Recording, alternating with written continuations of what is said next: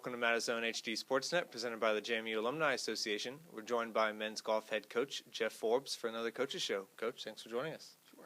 So earlier this week, the team competed in the Seahawk Invitational held in Wilmington, North Carolina, and the team finished fifth. Now, obviously, probably wasn't what we wanted. We normally compete for, top titles. So what did you think of the team's performance overall? We had a fairly average tournament. We didn't come out there with the fight that we had earlier in the season so far. And, we had 4 tournaments in a row, which I think might have been my mistake in scheduling. Too much going on in too little of a time. But we'll see if we can make some corrections next year on that. But, overall, I was Ryan had another good tournament. I wouldn't say great. That final day, he gave up a few shots that probably shouldn't have, but still a decent finish. I think he finished 17th. Mm-hmm. Other than that, Matt played okay. Nothing spectacular. After that, it dropped off pretty quick. As in our scoring, Jack was he played decent the first day in all the rain, but the second day he got sick, so that kind of contributed to his higher score. But overall it was average, I'd say, at best. Yeah. Now, one of the factors that may have contributed to that was the playing conditions weren't ideal. There was some bad weather in the area. In round 1, there was a delay, and then what was originally scheduled to have 3 rounds only had 2 in the tournament. So how did that affect you guys? Well, the delay, to be honest with you, the conditions were pretty bad out there. It was we pretty much, as soon as we started, it started raining and got worse and worse, and it was quite cold too. It was in the low 40s, I guess, at that point, and it was raining, and you could just see not only our guys, but everybody was, kind of down on themselves, and, just like, why are we out here at this point in time? And it just kept getting worse and worse. And they finally called it when the greens flooded, and we all went back in. So at that point, we were already 8 over par in 4 holes. So, when it restarted, they canceled the 18 because of the timing. And when we restarted, we were already 8 down, and the guys finished even from that point in, which was okay, but certainly wasn't going to help our cause. So we pretty much lost the tournament in the first 4 holes. Gotcha.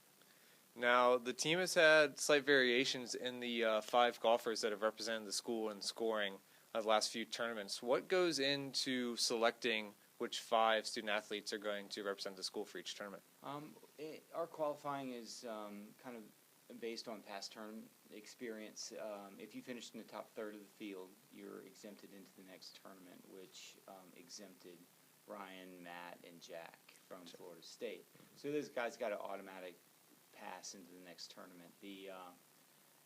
One of the final tournaments of the year, I let a senior play, kind of a free pass on that. So Chris Capsack got in the lineup on that. And then the qualifying, Connor qualified better than the Poom and Alex and Shota. So you got to go. Cool. Yeah, now the next tournament coming up is the Cabarrus County Irish Creek Intercollegiate, a little bit of a mouthful. It's April 9th and 10th, also in North Carolina. It's kind of the team's final tune-up before the CAA championships. So what do you hope to see out of this tournament coming up? Well, we need to play well. Our national ranking is 67. That is definitely on the bubble.